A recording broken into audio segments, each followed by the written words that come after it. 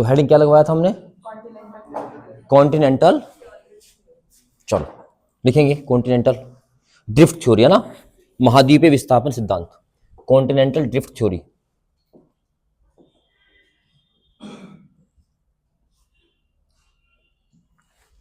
Continental drift theory, महाद्वीपीय विस्थापन सिद्धांत, यानी कि महाद्वीप कैसे विस्थापित हुए, ठीक है ना। तो लिखिएगा, it is given by, it is given by Wegener, यह है वेगनर के द्वारा दिया गया, it is given by Wegener, यह है वेगनर के द्वारा दिया गया, साइंटिस्ट है वेगनर, ठीक है ना। इन 1912 1912 में, इन 1912 1912 में the origin of the continent and the ocean, the origin of the continent and ocean, 1912 में महाद्वीप व महासागर के उत्पत्ति के बारे में बात की गई, उत्पत्ति के बारे में बात की गई। सेकंड पॉइंट लिखिएगा 1912 में लगा के पॉइंट ऐसे। 1912 में एक बात और बताई गई, क्या? How continent split, how HOW, how continent split, SPLIT split to each other, महाद्वीप, महाद्वीप के खिसकने का, महाद्वीपों के खिसकने का सिद्धांत दिया गया, ठीक है ना। तो वेगनर ने कुछ बातें बताई, ठीक है, तो वेगनर की कुछ बातें लिख लेते हैं, जो आपके काम की है बस मैं वही लिखवाऊंगा, ठीक है ना। तो क्या कहा वेगनर ने कि ये एक पूरा का पूरा भाग था, ये एक पूरा कॉन्टिनेंट था, बोलो बात समझ में आई क्या? और इस पूरे कॉन्टिनेंट को हमने कहा पेंजिया, क्या कहा? Pangaea, Pangaea. इस पेंजिया में दो भाग थे, दो मतलब लैंड मास थे, यानी कि स्थल के टुकड़े थे, दो क्या थे? स्थल के टुकड़े। एक स्थल का टुकड़ा कुछ इस तरीके से था और एक स्थल का टुकड़ा कुछ इस तरीके से था, दो स्थल के टुकड़े थे। बाकी जगह सब में भरा हुआ था पानी, क्या भरा हुआ था? पानी। जो ये पानी भरा हुआ था, ये पानी, इसको कहा गया पैंथलाशा, क्या कहा गया? पैंथलाशा, समुद्र है ना। पैंथलाशा को हमें आसान भाषा में क्या बोल सकते हैं? इसको समुद्र। बात समझ में आई क्या? तो यानी कि एक पूरा भूभाग था जिसको हमने क्या कहा? पेंजिया, ये पूरा पेंजिया था। ये पेंजिया में दो स्थल भाग थे, दो लैंड मास थे, दो लैंड मास थे, स्थल भाग थे, और बाकी क्या भरा हुआ था? सारा का सारा पानी। और इस समुद्र को हमने क्या कहा? पैंथालाशा। कोई दिक्कत यहां तक? और इसमें भी कहा गया जो उत्तरी भाग था, यानी कि जो हमारा उत्तरी, ये अगर हम उसको काट दें तो हमारा ये वाला नॉर्थ वाला भाग हो जाएगा, और ये हमारा कौन सा वाला भाग हो जाएगा? साउथ वाला भाग। तो इसमें कहा गया कि इस पेंजिया का जो उत्तरी भाग था उसको कहा गया अंगारा लैंड, क्या कहा गया? अंगारा लैंड। और जो इसका दक्षिणी भाग था उसको कहा गया गोंडवाना लैंड। इसको क्या कहा गया? जो नॉर्थ वाला था इसको कहा गया अंगारा, अंगारा लैंड, अंगारा लैंड। और जो नीचे वाला भाग था इसको कहा गया गोंडवाना लैंड।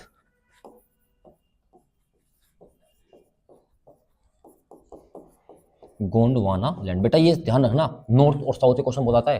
तो अंगारा लैंड ऊपर वाले को और नॉर्थ वाले साउथ वाले को कहा गया गोंडवाना लैंड। ये बात समझ में आई क्या? चलिए, अब हमारे पास 7 कॉन्टिनेंट है। कितने कॉन्टिनेंट है? 7।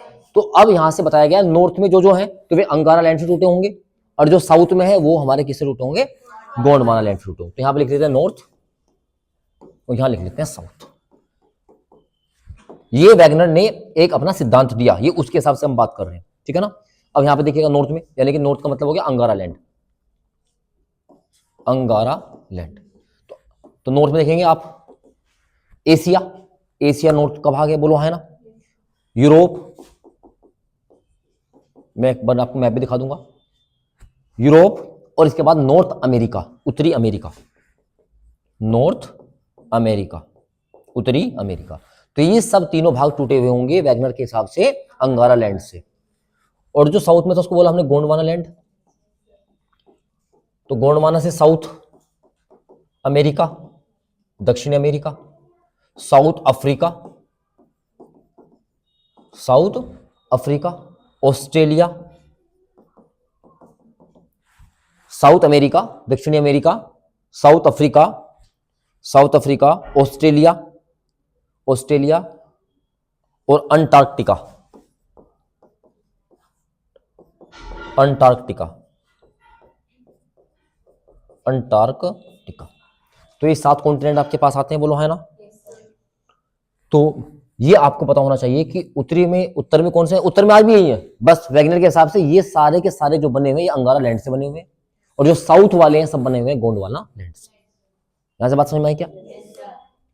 अब जैसे हम कह सकते हैं इसको, अगर हम इस डायग्राम को अगर मैं पूरा लिखूंगा तो कैसे लिखूंगा कि पेंजिया एक बहुत बड़ा भूभाग था, एक लैंड मास था, उसमें समुद्र भी था, एक large water body of water known as the Panthalassa, बोलो है ना, ये तो कहा जा सकता है। तो अब मेरे हिसाब से आपको इसमें लिखवाने की ऐसी कोई बात नहीं है। अब इसने क्या बात कही थी वो सुन लीजिए बस, ये कैसे कैसे अलग हुए। इसने कहा इसमें 3 फोर्स ने काम किया। पहला था गुरुत्वाकर्षण बल, जिसको हम बोलते हैं ग्रेविटेशनल फोर्स, कि ये लगा तो ग्रेविटेशनल फोर्स ने इनको खींचा। दूसरा बोला इसने, इसमें लगा ज्वारीय बल, ज्वार मतलब जो आपके टाइड आते हैं, जो टिडल फोर्स होता है, ज्वार भाटा, जो समुद्र में लगता है सन और मून के द्वारा, ठीक है ना। ज्वार भाटा का नाम सुना आपने, पानी चढ़ता है गिरता है ना, वो हम आपको समझाएंगे, अगर पढ़ाऊंगा तो की बात है। ज्वार भाटा है ना, बहुत अच्छा टॉपिक है अपना में। तो ज्वार भाटा यानी कि इसमें आपका जो है टिडल फोर्स लगा, और इसके साथ साथ इसमें लगा उत्प्लावन बल, पानी में लगता है ना, आपने पढ़ा होगा फिजिक्स में, थोड़ा बहुत पढ़ा है। तो 3 बल लगे, और 3 बल के लगने से जो ये आपस में लैंड मास थे, जो कॉन्टिनेंट थे, आपस में क्या हो गए, अलग अलग हो गए। आज आप देखोगे, आपने देखा है, मैं एक बार थोड़ा सा आपको वर्ल्ड मैप दिखा देता हूं कि कौन कौन कहां है। एक बार मैंने आपको दिखाया भी था उसमें, जब मैंने आपको इंडियन ज्योग्राफी पढ़ाई थी, एशिया वाला।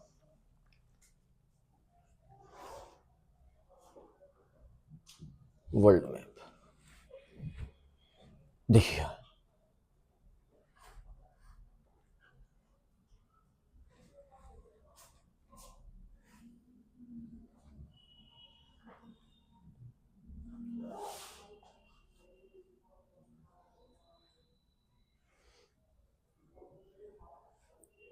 चलो एटलीस्ट कुछ तो देख ही रहे हो ना, या नहीं ना, कहीं दे। अच्छा, आप में से कुछ तो ऐसे होंगे कि अगर देखा भी होगा तो याद नहीं होगा कब मैप वैप देखा था, या ये लगातार देखते रहते हो, बताइए। चलो छोड़ो, क्या ही करना है। देखो ये रहा पूरा का पूरा वर्ल्ड मैप, ठीक है।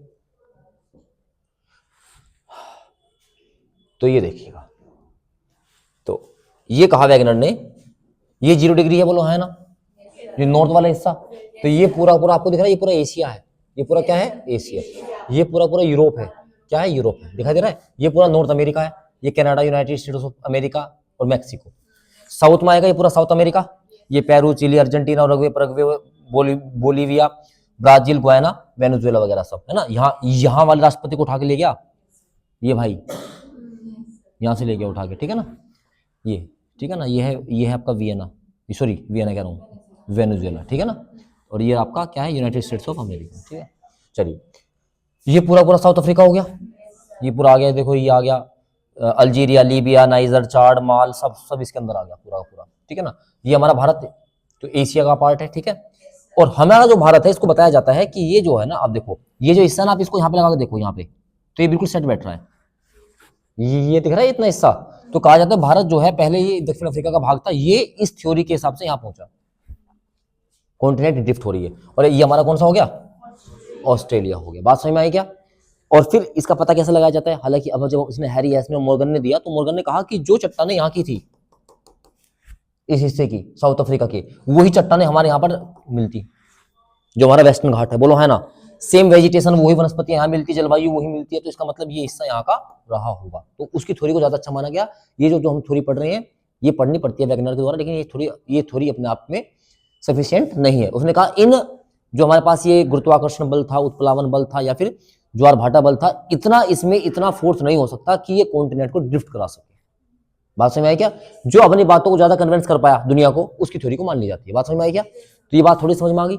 तो वैगनर ने यही कहा कि इसमें 3 फोर्स लगे और इसी तरीके से उन्होंने काम किया, वो आपको लिखने की आवश्यकता नहीं है, पता लग गया। तो वैगनर की थ्योरी क्या है? वैगनर ने कहा कि जो है गुरुत्वाकर्षण बल, उत्प्लावन बल और ज्वार भाटा बल के कारण जो ये हमारे कॉन्टिनेंट थे, ये पूरा एक स्थल खंड था, इसको हमने क्या बोला? पेंजिया बोला। और पेंजिया में क्या था? हमारा पैंथालासा था, और हमारे 2 लैंड मास थे, अंगारा लैंड और गोंडवाना लैंड। जो नॉर्थ वाला हिस्सा था उसको हमने बोला अंगारा लैंड, और जो साउथ वाला हिस्सा था उसको हमने क्या बोला? गोंडवाना लैंड। उत्तर में हमने देख लिया कौन सा है? नॉर्थ अमेरिका है, पूरा यूरोप है, पूरा एशिया है, बोलो है ना। साउथ में आएंगे, साउथ में आते हैं हमारे पास पहले दक्षिण अफ्रीका, फिर हमारे पास पहले दक्षिण अमेरिका, फिर अफ्रीका, और फिर हमारा ऑस्ट्रेलिया, और नीचे अंटार्कटिका। बात समझ में आ गई इतनी? चलिए आगे बढ़ते हैं अब थोड़ा सा। अब एक थ्योरी लिखेंगे जो आपने थोड़ी सी पहले पढ़ी भी हुई है, लिखेगा? हाँ लिखेगा, बिल्कुल। Plate tectonic theory, plate tectonic theory, plate tectonic theory लिखिएगा। इसको बोलते हैं प्लेट विवर्तनी सिद्धांत, है ना? प्लेट विवर्तनी सिद्धांत लिखिएगा। इट इज गिवन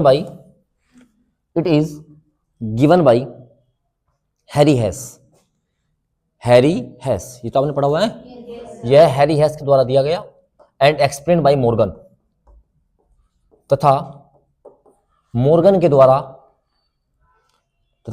द्वारा इसकी व्याख्या की गई। एक छोटा सा वर्ड लिख लीजिएगा। Plate word is given by, हाँ प्लेट है ना, कहना प्लेट टेक्टोनिक, तो प्लेट जो शब्द है ये दिया किसके द्वारा गया? लिखेंगे plate word is given by J.T. Wilson.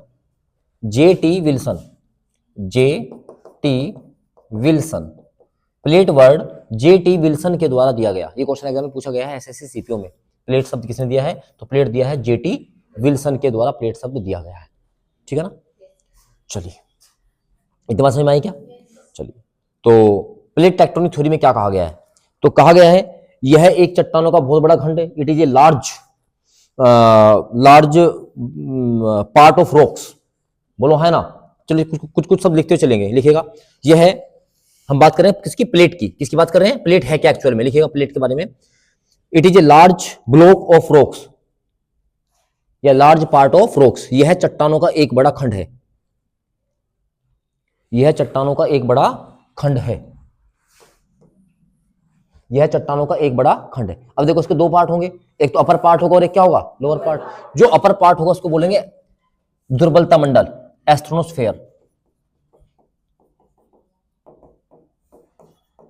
एस्थ्रोनो, ASTHENOSPHERE,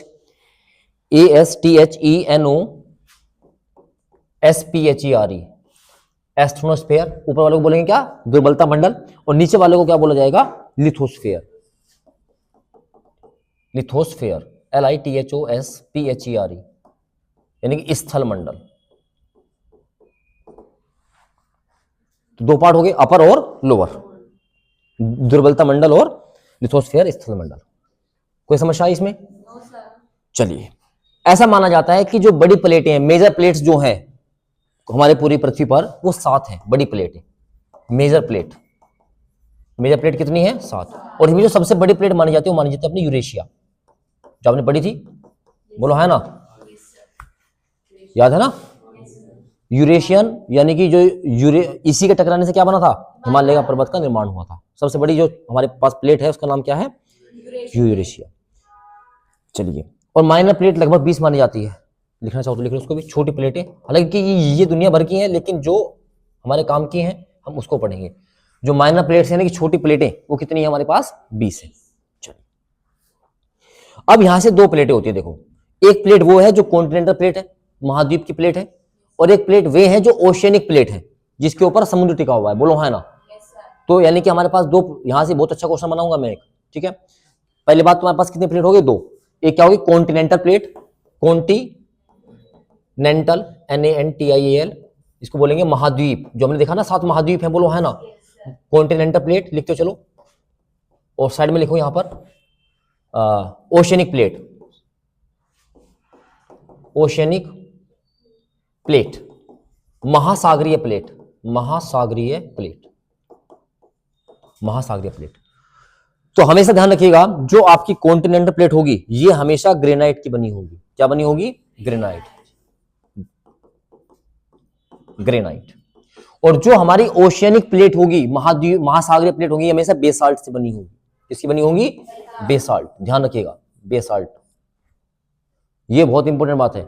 जो हमारी प्लेट है जिसमें कॉन्टिनेंटल प्लेट्स हैं सारी सारी किससे बनी हुई है?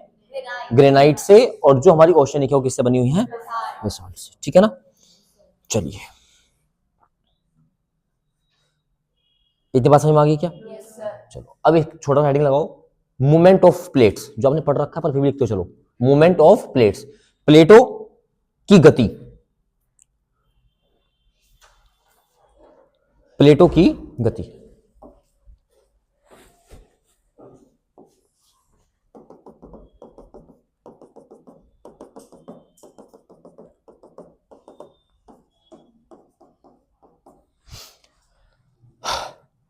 ठीक है, और यहां पे क्या लगाते हैं? प्लेट लगा देता हूं ऊपर दो, बोलो है ना, इसके ऊपर लगी प्लेट। और प्लेट किसके ऊपर टिका होगा? Lithosphere, LITHE। लिथोस्फेयर मतलब दुर्बलता, दुर्बलता मंडल, बोलो है ना। और जैसे ये दुर्बलता मंडल होगा, लिथोस्फेयर के ऊपर जाएंगे कितने किलोमीटर? 100 किलोमीटर लगभग, याद है? हमारे यहाँ पे क्या मिल जाएगा फिर हमें? बोलो ना, देखो एक बार जाके पीछे जाके देखो एक बार क्या मिलेगा, बताओ। एस्ट्रोनोस्फेयर। अभी क्या लिखवाया? भगवान, स्थल मंडल। यहाँ पे आपको पेड़ पौधे मिलेंगे लगे हुए, बोलो है ना। जो हमारा स्थल मंडल है एस्ट्रोनोस्फेयर, उसके 100 किलोमीटर के आपका लिथोस्फेयर। और उस पे क्या क्योंकि ये तो पार्ट है आपका किसका? प्लेट का, जिसके ऊपर रखी हुई है। ये 100 किलोमीटर का एरिया है और इसके नीचे क्या भरा हुआ है? मैग्मा भरा हुआ है। अब याद करो, मैंने आपको दो चीज बताई थी। एक तो बताई थी कन्वर्जेंट, एक डाइवर्जेंट बताई थी, और एक तीसरा और बताया था, जब प्लेटें क्या होती हैं? माउंटेन नहीं, I am just talking about the movement of the plates. एक तो डाइवर्जेंट बताया था, एक कन्वर्जेंट बताया था, एक और बताया था। समझ रही हो पढ़ाई? चलो खैर, लिखो, कोई बात नहीं। ये वाला डायग्राम समझ में आ गया था ना? अरे हाँ ना। चलिए, हाँ, जब पहले चलते, बिल्कुल बिल्कुल उसी की बात कर रहे हैं। बताओ, जब पहले चलती हैं उसको क्या बोलते हैं? अरे ट्रांसवर्स नहीं बोलते क्या? ऐसी बात करते हो। चलो लिखते हैं, ये वाला डायग्राम बन गया, लिखिएगा इसमें। वैसे इसमें अभी इसमें मेरे हिसाब से कुछ लिखवाने की आवश्यकता तो है नहीं, या है बताओ? इस डायग्राम को एक्सप्लेन करूँ क्या? सब दिख रहा है ना, मैग्मा है, ऊपर ये प्लेट लगी हुई है, प्लेट के ऊपर क्या? लिथोस्फीयर 100 किलोमीटर के ऊपर, उसके ऊपर हमारे पास क्या है? एस्ट्रोनोस्फीयर। यहाँ पर क्या है? समुद्र। और जैसे जैसे मैग्मा में हलचल होगी, ऐसे ऐसे हमारी जो प्लेट होंगी वो भी मूवमेंट होती चली जाएंगी, बोलो है ना। तो चलो अब मैं इसमें डायरेक्टली आपको फोर्स लिखवा देता हूँ, जो आपको पता है। पहले लिखेंगे कि पहला लिखिएगा कन्वर्जेंट, कन्वर्जेंट हिंदी में क्या बोलते हैं इसको? अभिसरण, याद है? अभिसरण और अपसरण, याद है? तो अभिसरण, कन्वर्जेंट, अभिसरण कन्वर्जेंट मूवमेंट, अभिसरण गति। यानी कि जब दोनों प्लेटें आपस में इस तरह से आएंगे उसको हम क्या बोलते थे? कन्वर्जेंट। ज्यादा आया? चलो फिर था डाइवर्जेंट, अपसरण, ब्लॉक माउंटेन, याद करो। और थर्ड था ट्रांसवर्स,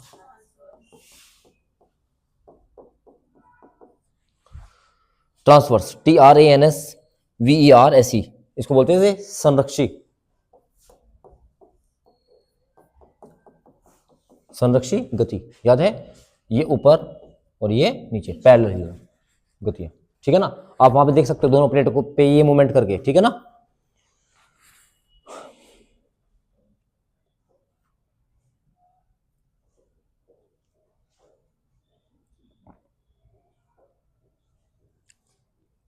तो थोड़ा सा और डीप लेके चलता हूं, मन करेगा पढ़ लेना, वरना अच्छी बात यहाँ से पता लग जाएगी।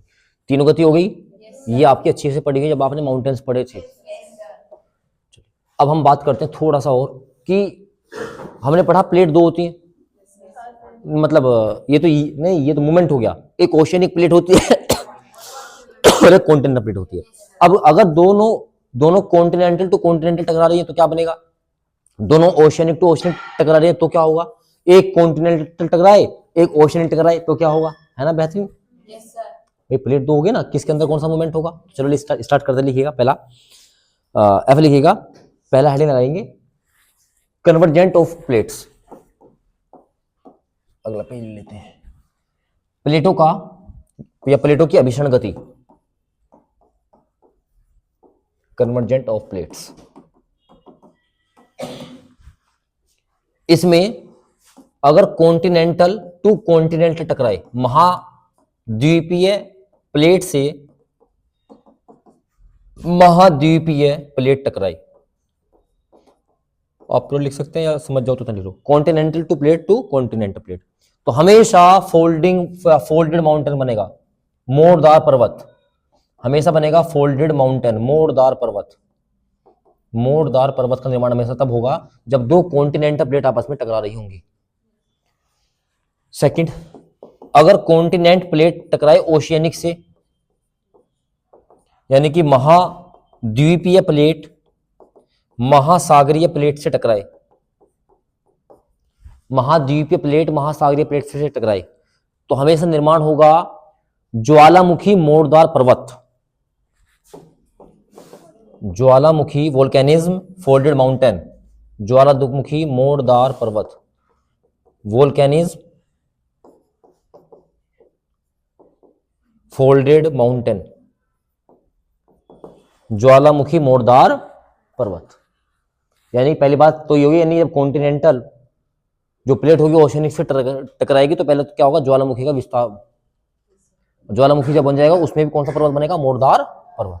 और तीसरा कंडीशन हमारे साथ आ सकती है oceanic to oceanic, oceanic to oceanic, जब महासागरीय से महासागरीय से महासागरीय टकराए, महासागरीय से महासागरीय प्लेट टकराएगी, ओशियनिक टू ओशियनिक, तो लिखेंगे ज्वालामुखी द्वीप का निर्माण होगा, ज्वालामुखीय द्वीप का निर्माण, the formation of volcanism island,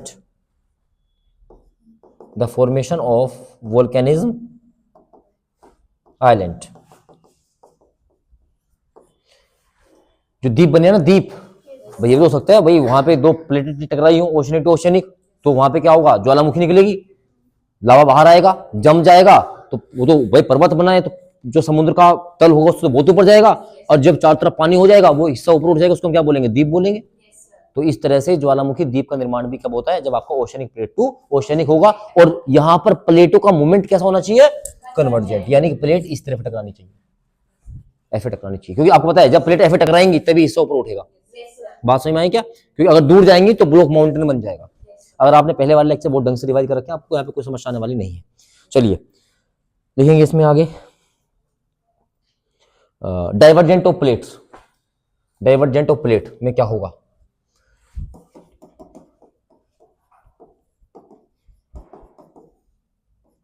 प्लेटों का अपसरण, प्लेटों का अपसरण, ये आपको पता ही है। अब मैं इसको लिखूं क्या कि जो प्लेटें होते हैं वापस वे अपोजिट डायरेक्शन में जाती हैं, विपरीत दिशा में जाती हैं, इतना बात तो समझ में आई गई होगी। तो लिखेंगे अगर दो प्लेटें हैं लैंड पे, ऑन लैंड, स्थल भाग पर हैं, बात समझ में आई क्या, दो प्लेटें कहां पर हैं, ऑन लैंड यानी स्थल भाग पे हैं, तो लिखेंगे formation of rift valley and block mountain, formation of rift valley and block mountain, तो लिखेंगे भ्रंश घाटी, भ्रंश घाटी व भ्रंश पर्वत का निर्माण,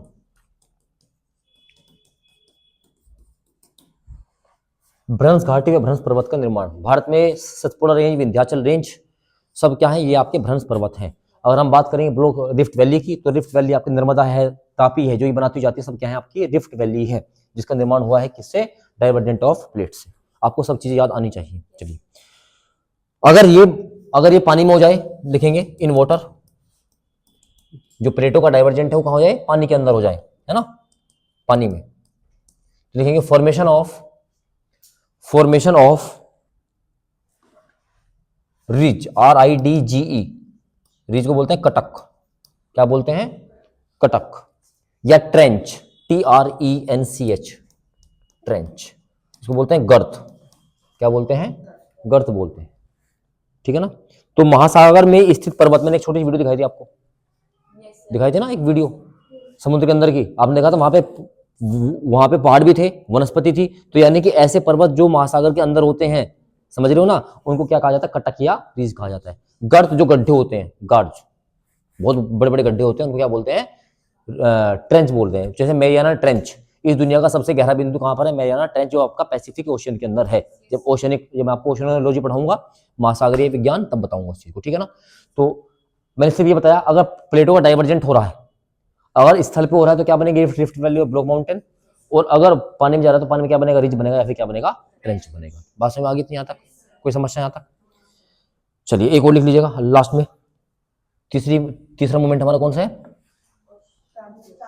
लिखो, हाँ लिखिएगा, TRANSVERSE, ट्रांसवर्स लिखेंगे, संरक्षी गति, संरक्षी गति। तो संरक्षी गति में क्या होता है, दो प्लेटें पैरेलल चलती हैं, क्या चलती है, दोनों प्लेटें समानांतर चलती हैं ना। इसका मतलब है कि दोनों प्लेटें पैरेलल चलेंगी, और जब दोनों प्लेटें पैरेलल चलेंगी, सोचिएगा ये दो प्लेट है, ये पैरेलल चल रही है, तो धरती हिलेगी और कुछ नहीं हो सकता। यानी कि अर्थक्वेक आने का सबसे बड़ा कारण क्या होता है, कितना अच्छा वर्ड निकल के आ गया यहीं से, बात समझ में आई ना। एक प्लेट ऐसे चल रही है, एक प्लेट ऐसे चल रही है, तो जब प्लेट ऐसे चलेंगी तो यहां पर सबसे पहले बस केवल और केवल एक बात है, यहां पे सिर्फ क्या आ सकता है, अर्थक्वेक आ सकता है, लिख लीजिएगा। इस तरह के मूवमेंट से हमेशा भूकंप आएगा, बात समझ में आई क्या, ओनली अर्थक्वेक, और कुछ हो ही नहीं सकता।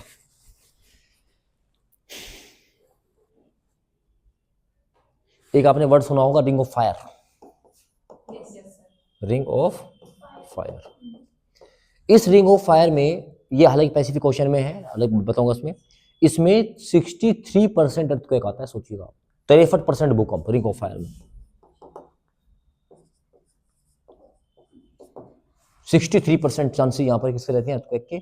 और यहां पर सबसे ज्यादा एक्टिव वोल्केनो है, सक्रिय ज्वालामुखी, सबसे ज्यादा यहां पर ज्वालामुखी होते हैं, लगभग पूरी दुनिया का 85% यहां पर वोल्केनो होती है, वोल्केनिज्म, ज्वालामुखी क्रिया होती है, ज्वालामुखी क्रिया, पूरी देखिए इतना खतरनाक है रिंग ऑफ फायर, बात समझ में आई क्या। और एक फोटो दिखा देते हैं रिंग ऑफ फायर का। तो 63% भूकंप है यहाँ पे, और 85% पूरी दुनिया के यहाँ पर क्या है, रिंग ऑफ फायर देख लेते हैं एक बार।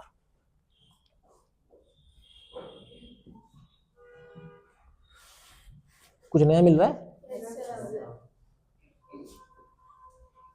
ये पैसिफिक ओशन है मेरे बाबू, ये रहा पूरा रिंग ऑफ फायर, समझिएगा इसको। हवाई, सबसे ज्यादा दुनिया के एक्टिव वोल्केनो कहां पर है, हवाई। ये पूरा एरिया दिख रहा है, ये ऑस्ट्रेलिया से होता हुआ जा रहा है, दिख रहा है यहाँ पर, ये देखो। अब ये भारत जो है ना, भारत भी इसके चपेट में आता दिख रहा है ना, क्योंकि ये भारत का हिमालय जो है ना, हिमालय, तो हिमालय का क्षेत्र सबसे ज्यादा भूकंप वाला क्षेत्र माना जाता है, ये डेंजर जोन में आता है, समझिएगा इस चीज को। इसलिए जो जितने भी हमारे पास एक्टिविस्ट हैं, जो सोशल वाले कहते हैं कि इन पहाड़ों को मत खोदो, जो भी ड्रिल करते हैं, तो उससे पहाड़ की जो उसकी रूट्स हैं, जड़ हैं, वो कमजोर होती हैं, उससे ब्लास्ट होता है, रास्ता बनाने के लिए जो भी सुरंग बना रहे हैं, टनल बना रहे हैं, ब्लास्ट होता है, सारा मामला हिलता है नीचे का, इसलिए यहाँ पर इसको देखा जा रहा है। अभी देखिएगा, ये पूरा मामला दिख रहा है, ये है वो मैरियाना ट्रेंच, दिख रहा है ये वाला हिस्सा, ये मैरियाना ट्रेंच, मैरियाना गर्त, पैसिफिक ओशन, सबसे गहरा बिंदु, पता नहीं कितना है, बस अनुमान है इतना होगा, साइंस टेक्नोलॉजी आज तक इसको नहीं बता पाई, ठीक है ना। ये पूरा इतना हिस्सा दिख रहा है, तो ये पूरा हिस्सा आपका किसका, रिंग ऑफ फायर का।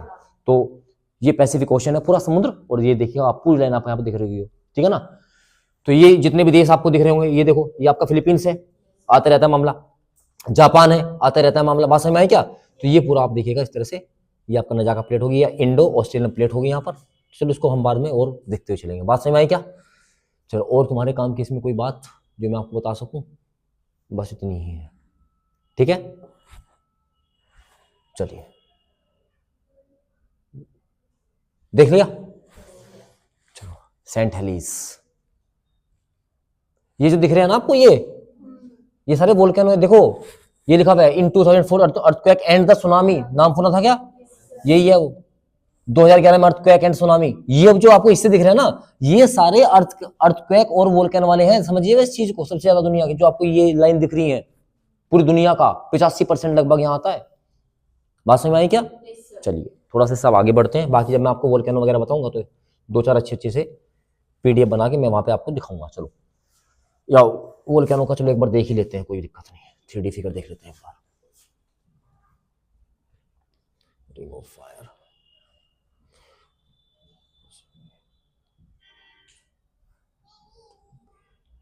वोल्केनो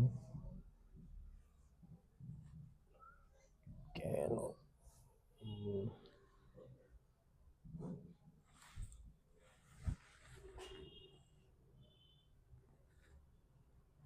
देखो इस तरह से वोल्केनो आप देखेंगे, ठीक है ना। ये पूरा जितना लावा होता है सब बाहर निकल जाता है और फिर जितना भी पर्वत दिखाया ना इसमें सारे पे फैल जाएगा और ये यहाँ पर निर्माण करेगा। बात समझ में आ रही है क्या? तो जो ये रिंग ऑफ फायर वाला इलाका है इस तरह पर यहाँ पर, क्योंकि पृथ्वी पे दबाव पड़ता है नीचे जबरदस्त तरीके से, तो ये जो प्लेट होंगी तो ये क्या होगी, उसके पास दो ही ऑप्शन बचते हैं। बात समझ में आई क्या? तो प्लेट आपस में जो है लावा गर्म रहेगा, बोझ पड़ेगा तो आपस में टकराएंगी, टकराती इस तरह के काम आपको देखने को मिलेंगे। इतना भयंकर वहां पर हो जाता है, मतलब उस चीज, मतलब अगर आप वहां रहोगे ना, आपकी आंखें, मतलब अगर आप बहुत दूर भी हो जिसका एरिया बनाया गया है, आपकी आंखें खराब ही हो जाएंगी ऑलमोस्ट, क्योंकि जलवाष्प और इसमें जितने भी गैसेज होते हैं बहुत खतरनाक तरीके से होते हैं। बाकी मैं आपको दिखाऊंगा, ठीक है ना। चलिए, और सबसे बड़ा जो होगा वो भी मैं आपको दिखा दूंगा एक बार, ठीक है, जिसको हम कहा जाता है, दिख रहा है दिवाली मन रही है क्या? चलिए थोड़ा सा आगे बढ़ते हैं। तो रिंग ऑफ फायर एक वर्ड समझ में आया? चलिए, तो अब अगला हेडिंग वोल्केनो लगाओ तुम, ये हमारा नेक्स्ट चैप्टर कह लो, कुछ भी कह लो, ठीक है ना, मैं तो ऐसे बढ़ाता चलूंगा। तो अब हमने इंटीरियर पार्ट ऑफ अर्थ आपको समझाया, कॉन्टिनेंटल कैसे बने, कॉन्टिनेंट के बारे में थोड़ा बता दिया, बोलो है ना। अब ओशन कैसे बने, ओशन भी मैंने आपको लगभग बता दिया, जो ओशनिक प्लेट है उन्होंने उसका निर्माण किया हुआ है। अब हम चलते हैं अपना नेक्स्ट की ओर, तो हेडिंग आएंगे वोल्केनो, ज्वालामुखी, वोल्केनो ज्वालामुखी। करें स्टार्ट? लिखिए पहला, ज्वालामुखी की एक बार परिभाषा लिखिएगा, लिखिएगा, ए वेंट, VENT, ए वेंट और पाइप, ए वेंट और पाइप, ए वेंट और pipe,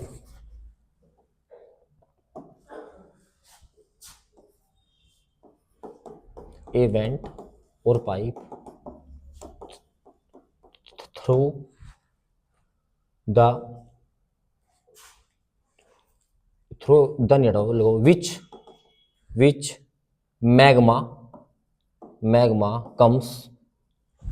which magma comes out towards earth surface, Hindi में लिखिएगा, यह एक छिद्र है जिससे मैग्मा बाहर आता है, यह एक छिद्र है जिससे मैग्मा बाहर आता है, ठीक है ना। चलिए, तो अब आपको यहां से थोड़ा सा ये तो समझ में आ गया कि ज्वालामुखी की जो प्रोसेस होती है। अच्छा, ये होता क्यों है, इसका कारण तुम्हें पता लगा कुछ? मैं लिखवा देता हूँ, चलो लिखो, इसके रीजन लिखो, ये होता क्यों है, कारण। हालांकि मैंने आपको अभी बताए थे लेकिन ऐसे ध्यान में रहते, लिखिएगा, हाई इंटेंसिटी अर्थक्वेक, उच्च तीव्रता का भूकंप, हाई इंटेंसिटी अर्थक्वेक, उच्च तीव्रता का भूकंप, plate tectonic event, second number लिखेंगे, प्लेट टेक्टोनिक इवेंट, प्लेटों का गति करना, प्लेटों का गति करना, थर्ड नंबर लिखिएगा, pressure increase in asthenosphere, pressure increase in asthenosphere, ASTHENOSPHERE, स्थल मंडल पर लगातार दबाव का बढ़ना, अच्छा दबाव बढ़ेगा, जैसे बात मैं तो बाहर निकलेगा, जहां भी उसको रास्ता मिलेगा वहीं से बाहर निकलेगा। बोलो बात समझ में आया क्या? चलिए अब लिखेंगे,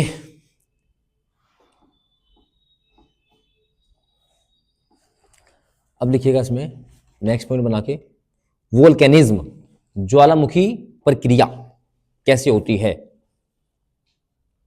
ज्वालामुखी प्रक्रिया।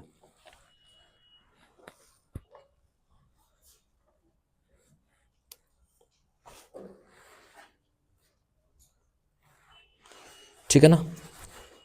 तो देखो, उद्गार मतलब ओरिजन, या ओरिजन तो नहीं लिखेंगे, इरप्शन लिखेंगे, ERUPTION, इरप्शन, उद्गार, क्योंकि बाहर निकलता है तो उसको क्या बोलते हैं, इरप्शन बोला जाएगा। ठीक है ना। एक बहुत बड़ा विस्फोट होता है सबसे पहले तो यहाँ पर, बहुत तेज आवाज के साथ, लगभग 19 डेसिबल इसकी साउंड होती है, 19 डेसिबल के साथ, समझिएगा आप। तो यहाँ पर सबसे पहले क्या होता है, बहुत बड़ा विस्फोट होता है, एक्सप्लोसिव विस्फोट, और इसकी ध्वनि लगभग कितनी होती है, 19 डेसिबल, 19 डेसिबल की ध्वनि के आसपास मापी जाती है। ठीक है ना। अब यहां पर जैसे उद्गार होगा तो जो मैग्मा होगा वो बाहर निकलेगा, बोलो है ना।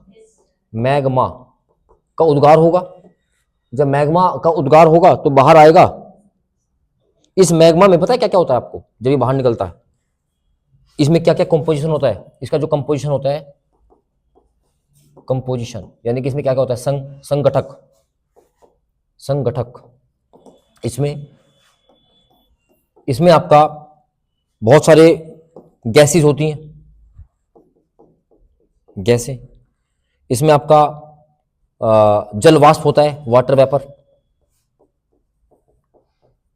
जल वाष्प, इसमें आपके फायर बॉल्स होते हैं, फायर बॉल्स, अब इसको मैं लोहे के गोले तो लिख नहीं सकता भैया, हिंदी में लिख लीजिएगा। और इसमें बहुत सारे आपके मिनरल्स होते हैं, खनिज, क्या होते हैं, खनिज। बात समझ में आई क्या। तो ये इससे बाहर निकलता है। अब यहां से एक क्वेश्चन बहुत इंपॉर्टेंट बनेगा, इसमें गैसेस कौन कौन सी होती हैं, बहुत इंपॉर्टेंट क्वेश्चन बनेगा। अब मैं सिर्फ बात करूंगा किसकी, गैसेस। जब भी कोई वोल्केनिज्म होगा, ज्वालामुखी प्रक्रिया होगी, तो उसमें गैस कौन कौन सी निकलेगी, सबसे ज्यादा इसमें वाटर वेपर निकलता है, 85%, जल वाष्प।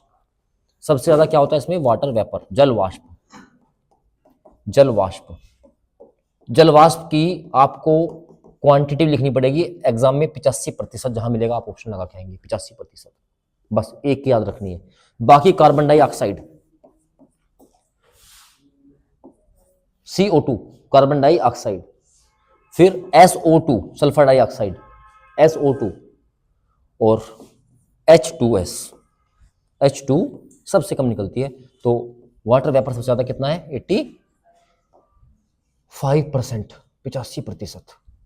अब देखो आज के टाइम में आप है ना, जो ग्लोबल वार्मिंग होती है सबसे बड़े जिम्मेदार किसको मानते हो आप, CO2, कार्बन डाइऑक्साइड। कोई खराब गैस थोड़ा है, खराब गैस हो तब है जब वो आवश्यकता से अधिक हो जाएगी।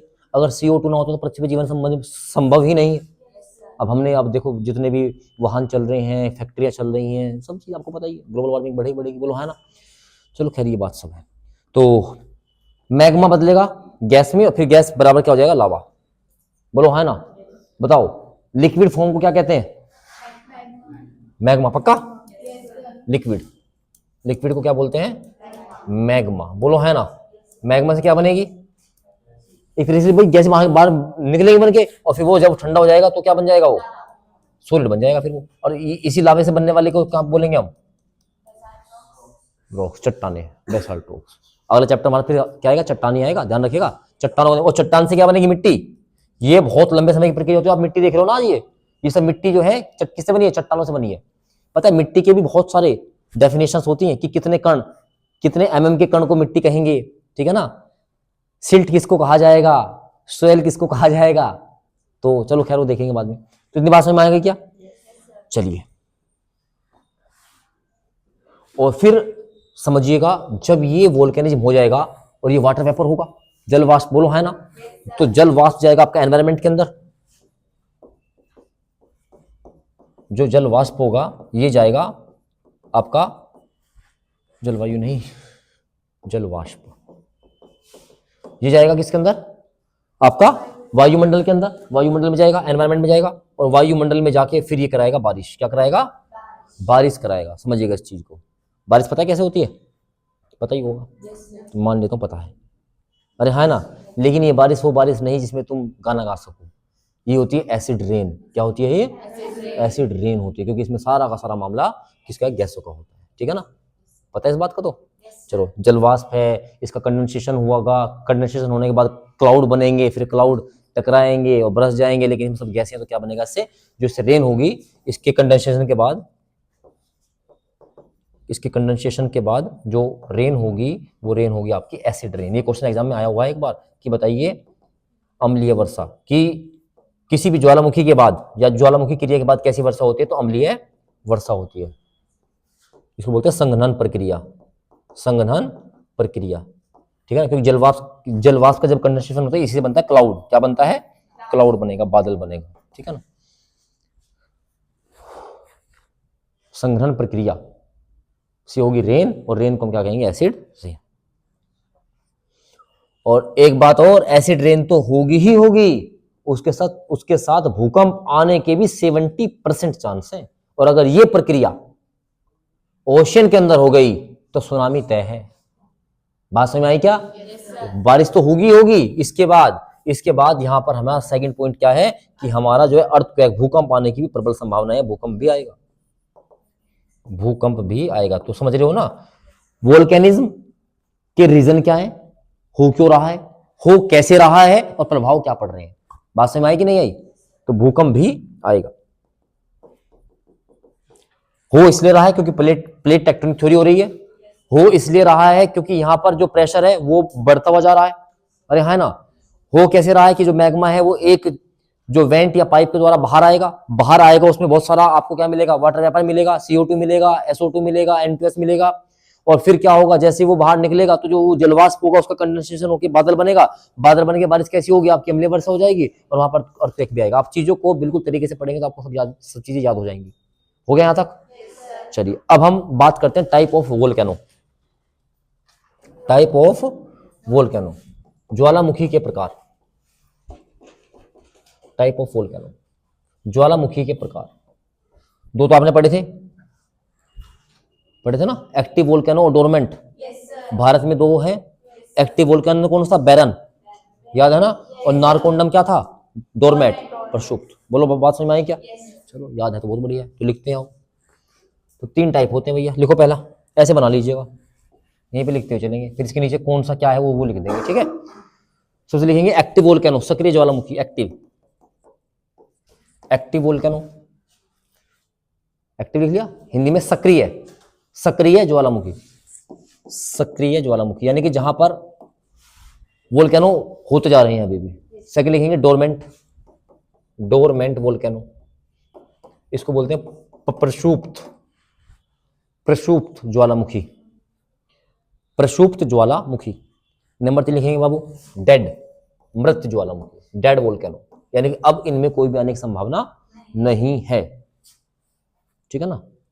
तो थोड़ी थोड़ी सी इसकी परिभाषा भी लिख लेते हैं। तो पहले एक्टिव में लिखिएगा, erupted continuously, erupted, ERUPTED, erupted continuously, इनका उद्गार लगातार हो रहा है, इनका उद्गार, उद्गार मतलब बाहर आ रहे हैं, ये जब अभी भी चल रहे हैं, इनका उद्गार लगातार हो रहा है, इरप्टेड कंटिन्यूअसली।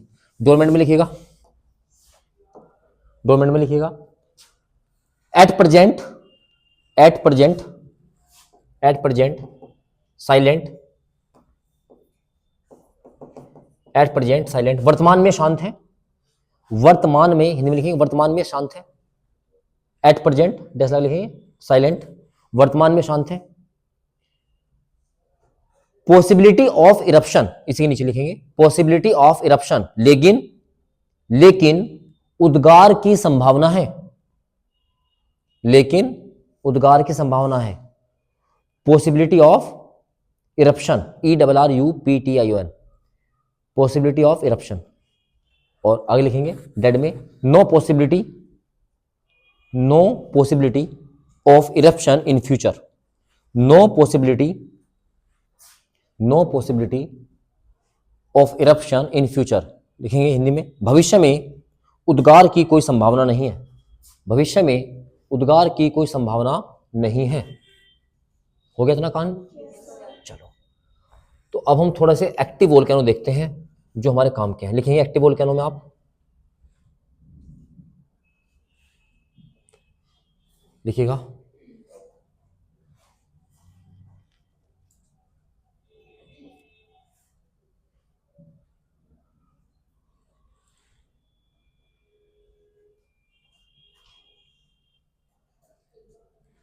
लिखिए, एक्टिव में लिखिएगा सबसे पहले। पहले इंडिया से स्टार्ट करते हैं, लिखेंगे अपना बैरन द्वीप, बैरन द्वीप, बैरन द्वीप, लिखा बैरन द्वीप। चलिए, उसके बाद लिखेंगे बेटा किलायू, KILA, KILAUEA, हाँ किलायू।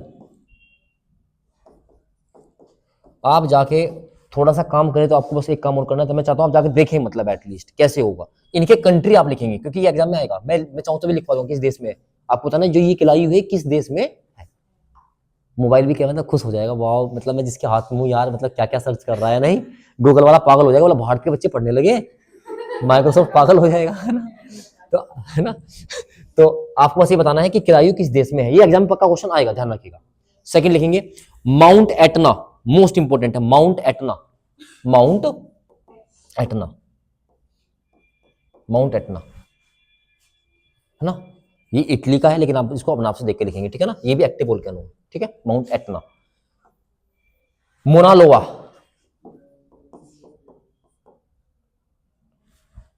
हाँ क्या हुआ,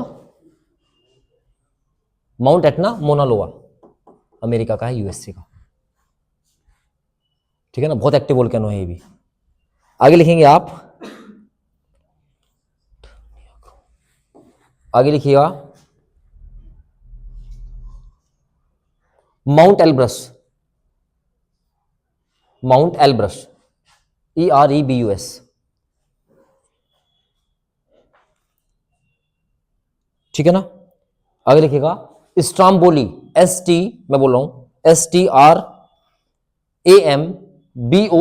स्ट्राम्बोली, स्ट्राम्बोली। इसके साथ जहां भी आप कंट्री लिखोगे वो कंट्री तो आपको लिखनी है, उसके साथ साथ एक नोट और लिख दो इसी लाइन में, लिखिएगा इस्तांबुली। चलो इसके बाद, चलो इसको मैं नोट करके बाद में लिखवा दूंगा, जितने भी इसके साथ हो वे हो जाएंगे। आगे लिखिएगा Ojos del Salado, Ojos OJES, Ojos del DEL, del Salado SALDO, Ojos del Salado. देखो भैया, अगर हम बात करें थोड़ा सा, हम इसके देखते हैं एक्टिव वोल्केनो के बाद में कि हाँ यहाँ पे बस मैं सिर्फ इतना पढ़ेंगे। An example of an active volcano is the Mount Saint Helena in the United States of America. भाई साहब बहुत जबरदस्त है सेंट हेलेना, लिखो नाम इसका, क्योंकि इसमें अभी हुआ है 5-7 महीने पहले, तो इंपोर्टेंट लिखेंगे Saint Helens, HELENS, Saint Helens, USA, Saint Helens.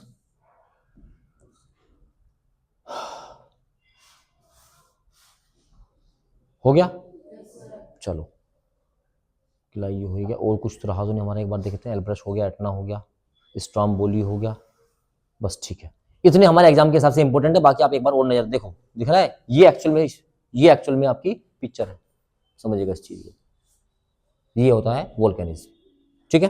चलिए थोड़ा सा लिखते हैं इसके बाद डोरमेंट में, डोरमेंट जो सेकंड पॉइंट बनाया था हमने, डोरमेंट में लिखिएगा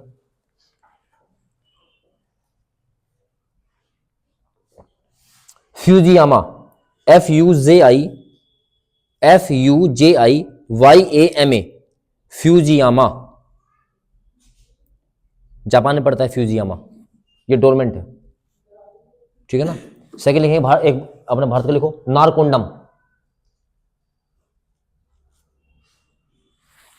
डोरमेंट, डोरमेंट हो गया। आगे लिखिएगा, लिस्ट लिख लेते हैं।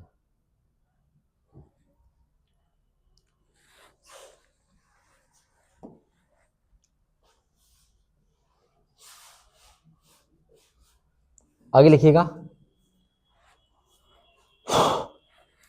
फ्यूजियामा हो ही गया, और आपका माउंट फ्यूजियामा हो गया हमारे एग्जाम के लिए। और क्या हमारे साथ इंपॉर्टेंस हो सकता है, वाह ठीक है, बस इतना ही बहुत है तुम्हें डोरमेंट में तो। चलो आगे लिखेंगे डेड। डेड में लिखो पहला Kilimanjaro, KILIMANJARO, Kilimanjaro. Aconcagua, next Aconcagua, ACONCAGUA,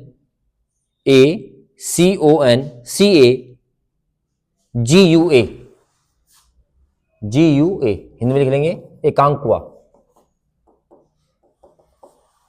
एकांक्वा। ये क्या है? डेड है।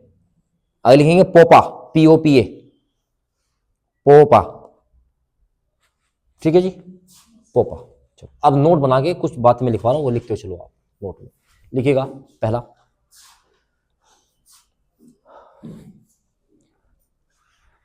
Volcano is known as the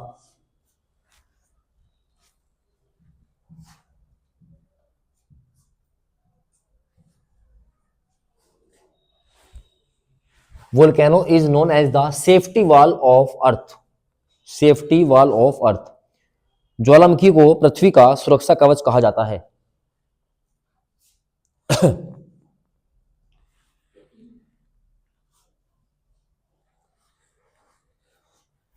लिख लिया?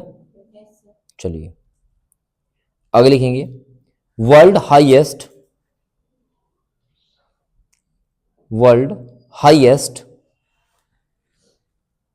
वोल्केनो, वर्ल्ड हाईएस्ट वोल्केनो, विश्व का सबसे ऊंचा ज्वालामुखी, ओजस डेल सलाडो, ओजस डेल सलाडो, ओजस डेल सलाडो। हो गया। अब लिखते हैं, लिखेंगे वर्ल्ड हाईली एक्टिव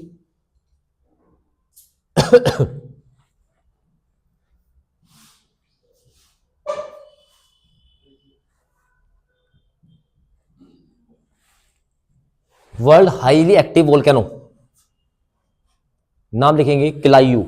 जो अभी मैंने आपको बताया था ना, जहां पे रिंग्स ऑफ फायर है, देखो ये रहा हवाई आइलैंड, तो सबसे ज्यादा यहां पर वोल्केनो, तो सबसे मतलब हाईली, हिंदी में लिखेंगे विश्व का सबसे अधिक सक्रिय ज्वालामुखी, मतलब होता रहता है इसमें काम, हाईली एक्टिव है ये। वर्ल्ड हाईली एक्टिव वोल्केनो क्या है आपका? किलायू। ठीक है ना, ये हवाई द्वीप पर है। ठीक है, और अपने भारत का लिख लो, इंडियाज एक्टिव वोल्केनो, ना तो एक ही है, हाईली या लोएस्ट सब एक ही है, बोलो है ना। लिखेंगे India's highly active volcano, Bharat का सक्रिय ज्वालामुखी, नाम क्या है? बैरन आइलैंड, बैरन द्वीप, अंडमान निकोबार में है। ठीक है भाई, हो गया इतना। और एक वर्ड मुझे और आ रहा है ध्यान, highest active, highest, world highest active volcano, तो क्या आ गया? ओजस डेल सलाडो। कोई दिक्कत यहां तक? ठीक है भाई, तो ये आपको सब ध्यान होना चाहिए, जहां से ये नोट इतने बनाए जा सकते हैं। अच्छा एक और आप लिखिए नोट में, एक नाम लिखिएगा कोटापेक्सी, कोटापेक्सी, CATOPAXY, कोटापेक्सी। ये भी एक्टिव वोल्केनो है, इसके बारे में थोड़ा सा पढ़ के आएंगे। कोटापेक्सी इक्वाडोर में है, कोटापेक्सी लिखो हिंदी में, कोटापेक्सी, कोटापेक्सी, कोटापेक्सी। ये आपका इक्वाडोर देश में है, इक्वाडोर पड़ता है आपका साउथ अमेरिका में। कहां पड़ता है? South America. इसके बाद ये भी आपका एक्टिव वोल्केनो है। ठीक है ना, तो इसके बारे में आप थोड़ा सा पढ़ के आएंगे। ठीक है, तो ये बताओ समझ में आपको अच्छे से वोल्केनो आया कि नहीं आया?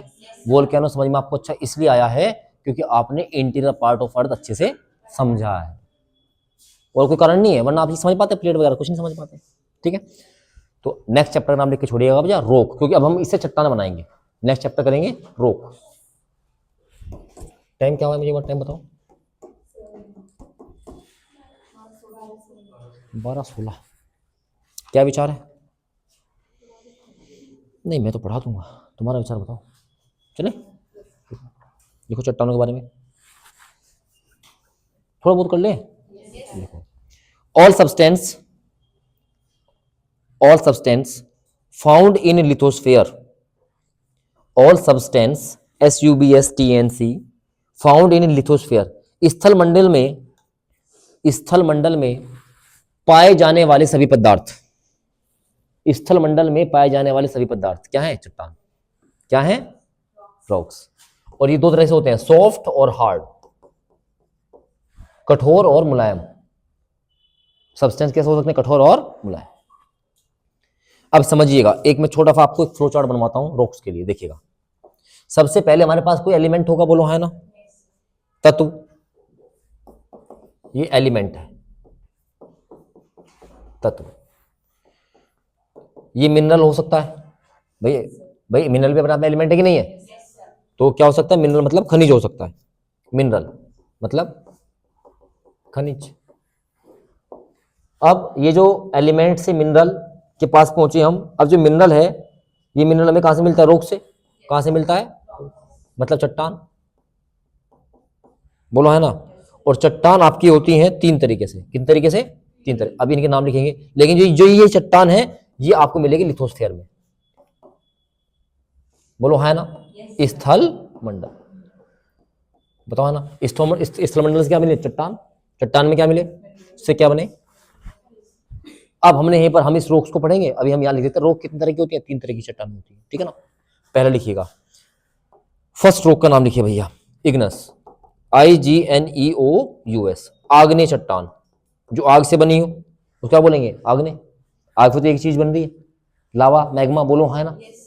फिर लिखेंगे सेडिमेंट्री रॉक, सेडिमेंट्री रॉक यानी कि अवसादी, अवसादी चट्टानें, जो इंसान की हड्डियों से, पेड़ पौधों से, प्रेशर टेम्परेचर के द्वारा बनाई जाती है, उसको क्या बोलते हैं? अवसादी चट्टानें।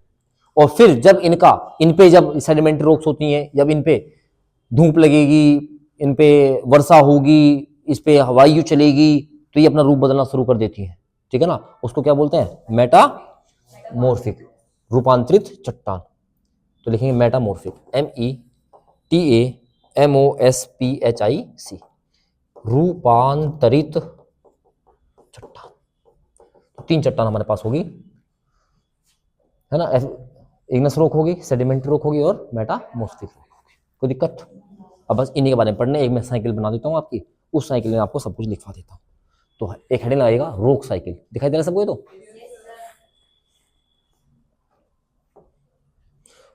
रॉक साइकिल इतना लिखा गया हो, तुम अगला पेज ले लो। लिखा गया सबका? रॉक साइकिल लिखो, हेडिंग लगाओ रॉक साइकिल। चट्टान चक्र, चट्टान चक्र। सबसे पहले आपको बताइए वोल क्या लिखना पड़ेगा भैया। मेन चट्टानों का निर्माण में कौन सा है हमारे पास? वोल क्या निर्माण है? ज्वालामुखी क्रिया, ज्वालामुखी क्रिया। अब इस ज्वालामुखी क्रिया से क्या आया था बाहर? हो गया ना कंफ्यूज? देखो अभी लावा कहने लगे नहीं कहने लगे होगा, अभी तो कुछ भी नहीं। अभी तो मैं खड़ा हूँ साथ में, एग्जाम में देखिए बड़ा मजा आएगा, इसलिए कह रहा हूँ रिवाइज बहुत अच्छे से कर लो। बात समझ आई क्या? याद रख लियो, जब कोई चीज गर्म होती है लाल होती है। अब गुड़ है, तुम तो खैर नहीं खाते हो गुड़ वगैरह, हमारे यहाँ गुड़ के लड्डू बनते हैं, आटे के और गुड़ के लड्डू बनते हैं, तुम तो भाई स्पेशल वाले हो। तो गुड़ जब एकदम उसकी चाशनी बनती है ना, एकदम बिल्कुल लाल सुरख हो जाता है। लाल मतलब लावा, लाल से लावा हो गया, काम खत्म हो गया। कैसे भी याद रखो, तुम्हारी ये तुम्हारी हेडेक है। ये एग्जामिनर है, शिवानी कुछ कह रही है। हाँ बेटा, रही है क्या बता रही? चाशनी और चक्का, चट्ठा, अच्छा समझ गए, राब की बात कर रही है, ठीक है। चलो मैग्मा, देखो तुम्हारी भाषा में और हमारी भाषा में बहुत अंतर है। जो मुजफ्फरनगर वाले हैं, जो बागपत वाले, धरती आसमान का अंतर बहुत शब्दों में। तुम्हारी भाषा बहुत सॉफ्ट है, तुम्हें लगती है हमारी भाषा हार्ड है, तुम्हारी बहुत सॉफ्ट है इन द कंपेरिजन ऑफ। नहीं हरियाणा में बेटा बागपत, ये हमें बाहरी फेंकना सोच रही है पूरा, निकले इधर से, ठीक है ना। जाएंगे तो मुजफ्फरनगर को साथ लेके जाएंगे। कंपेरिजन तो मुजफ्फरनगर से रहने वाला है, चाहे यूपीएससी का एग्जाम हो, चाहे सीडीएस का एग्जाम हो, चाहे एनडीए का एग्जाम हो। बागपत सबसे पिछड़ा हुआ, हाँ सबसे पिछड़ा हुआ माना जाता था एक समय पर। अब आओ ना हर चीज में, ठीक है। चलो मैग्मा के ऊपर आ जाओ, एक साइकिल बना के छोड़ देते हैं, ठीक है। अब तो खैर मैं भी यही का वासी हूँ, ठीक है। वन में वास करने वाला वनवासी और मुजफ्फरनगर में वास करने वाला मुजफ्फरनगर। कोई घर वर दिलवाओ भाई अपने गांव में यार, घर वर बनवाओ। खाली नहीं बनाएंगे अपना, तेरे तो कमरा बनाना पड़ेगा ऊपर एक, है ना है भाई। चलो तो मैग्मा आया भाई बाहर। चलो अब देखो ये मैग्मा क्या होगा, ठंडा होगा। मैग्मा क्या होगा, ठंडा होगा, कूलिंग। और जैसे मैग्मा ठंडा होगा तो आपकी सबसे पहले बनेगी इग्नियस रॉक, यानी कि आग्नेय चट्टान बनेगी, आग्नेय चट्टान। अब ये आग्नेय चट्टान का क्या होगा, वेदर के कारण वेदरिंग, अपक्षरण होगा या अपक्षय होगा। क्या होगा, इरोजन, ERISON, इरोजन, अपर्दन, मौसम के कारण, वेदरिंग के कारण, बोलो है ना, WEATHER है ना, THER, हाँ ठीक कर देना इसको, THER। और जब ये हो जाएगी तो इग्नियस रो कट कट के आपका जो है क्या बनाएगी, आपकी सेडिमेंट्री रो। क्या बनाएगी, सेडिमेंट्री, यानी अवसादी चट्टान। अब अवसादी जो चट्टान थी इस पे आपका ज्योग्राफिकल चेंज होंगे, ज्योग्राफिकल यानी कि जैसे टेम्परेचर और प्रेशर, इस पर तापमान व दाब का प्रभाव पड़ेगा। और जब किसी का प्रभाव पड़ना शुरू हो जाए तो इंसान बदलना शुरू कर दे। ये तो चट्टान है बेचारी, है ना, तो अब ये बदलेंगी तो बदल के हमारे पास कहां पहुंच जाएगी, मेटामॉर्फिक, यानी कि रूपांतरित में, रूपांतरित, ठीक है ना। अब फिर ये मेल्ट हो जाएंगी कभी ना कभी, तो क्या होंगी फिर ये मेल्ट होंगी, क्योंकि ये बहुत, ये पिघलेंगी, हर कोई पिघल जाता है ना, पिघल कर दोबारा से कहां पहुंच जाएंगी, मैग्मा। फिर मैग्मा वही इंजेक्ट होगा, बाहर आएगा, फिर यहां से, समझ रहे हो ना, लावा मैग्मा तो चलता रहेगा। तो इस तरह से पूरा लाइफ साइकिल है, ये कई हजार वर्षों का प्रोसेस है।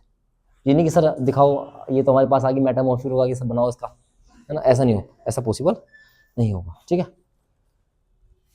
तो ये इसकी फर्स्ट स्टेज, ये इसकी सेकंड स्टेज और ये इसकी थर्ड स्टेज। ये डायग्राम अच्छे समझ में आ गया। अच्छा एक बात बताओ, अगर मैं इसको ना लिखवाऊं तो काम चल जाएगा क्या? देखो इसको एक बार मैं बोल के बताता हूं, आपको लगेगा कि कोई शब्द लिखवाने का तो हम इसको यहीं पे लिख देंगे। सबसे पहले क्या, इग्नियस रॉक की बात करते हैं, इग्नियस चट्टानें। इसका निर्माण ज्वालामुखी क्रिया से होता है। It's formation by the igneous rock, it's formation by the volcanism. Question पहले आएगा, बताइए आग्नेय चट्टानों का निर्माण किससे होता है, वोल्केनो से होता है। ज्वालामुखी लिखवाने की आवश्यकता है क्या? नहीं। अब इसमें एक बात बताओ, इसका जो इग्नियस रॉक होगी जो हमारी, इसमें जो टेम्परेचर होगा वो कम होगा कि ज्यादा होगा? तापमान जबरदस्त होगा। अरे वही तो बाहर आ रहा है भाई, बिल्कुल वहां तो मामला समझ रहे हैं ना, टेम्परेचर बहुत हाई होगा भाई, कैसी बात कर रहे हो, लगभग 6000 डिग्री के आसपास सेल्सियस होता है। जो मैग्मा निकल के आया वो बाहर तो आया, मैग्मा निकल के, सॉरी लावा निकल के बाहर आया। अरे हाँ है ना, आया कि नहीं आया, या मैग्मा बाहर आया?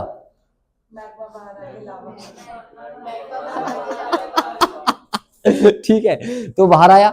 अब उसका टेम्परेचर जबरदस्त हाई था, तभी तो वो लिक्विड था, वे मिनरल्स लिक्विड में। अब आप सोने को, चांदी को, लोहे को तपाकर देखो कितना आपको हीट करना पड़ेगा उसको लिक्विड बनाने के लिए। तो जब उसका टेम्परेचर हाई है, क्या ऐसी रॉक्स में कोई वनस्पति हो सकती है? कोई भी वेजिटेशन हो सकती है क्या? इसमें कोई वेजिटेशन नहीं मिलेगी, इसमें कोई वेजिटेशन नहीं मिलेगी। क्या इसमें कोई फॉसिल मिलेगा? सबको पिघला कर राख कर देगी। कोई जीवाश्म भी इसमें नहीं मिलेगा। बताओ मिलेगा क्या? नहीं मिलेगा। क्या इसमें कोई भी पेट्रोलियम पदार्थ मिल सकता है? नहीं मिलेगा, पेट्रोल बिल्कुल भी नहीं मिलेगा। क्या यहाँ पर कोयला मिल सकता है? भाई यहाँ तो सिर्फ और सिर्फ क्या मिल सकते हैं, मिनरल मिल सकते हैं, इसके अलावा कुछ मिलने वाला नहीं है। इसका तरीका ध्यान हुआ कि याद हुआ कि नहीं हुआ, बताओ, कोई समस्या नहीं है। तो इसमें सब क्या मिलते हैं, इस तरह की जो चट्टानें इसमें मिलते हैं, मेटल्स। क्या मिलते हैं? मेटल्स मिलते हैं, धातुएं मिलती हैं। काम खत्म हो गया। अच्छा अब बात करेंगे इसकी सेडिमेंट्री की, है ना, किसकी बात करेंगे? सेडिमेंट्री की। अच्छा इसमें भी एक काम कर लेंगे, इसमें भी आंतरिक और बाह्य है, चलो उसको बाद में करा दूंगा थोड़ा सा, वरना तुम अभी कंफ्यूज हो जाओगे। तुम बताओ क्या करें, चालू करें या रोक दें?